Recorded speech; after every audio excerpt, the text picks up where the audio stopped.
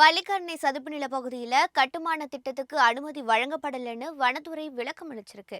இதுகுறித்து வனம் மற்றும் சுற்றுச்சூழல் துறை வெளியிட்ட அறிக்கையில் சென்னை பள்ளிக்கரணை சதுப்பு நிலத்தின் ராம்சார் தள பகுதியில் ஒரு தனியார் நிறுவனத்தின் அடுக்குமாடி திட்டத்துக்கு ஒப்புதல் வழங்கப்பட்டு உள்ளதாக செய்திகள் வெளியாகியதாக கூறப்படுது. தமிழக வன சட்டம் 1882 படி பள்ளிக்கரணை பகுதியில் 1724 ஏக்கர் நிலம் சதுப்பு நில காப்பு காடாக அறிவிக்கப்பட்டிருக்கணும்.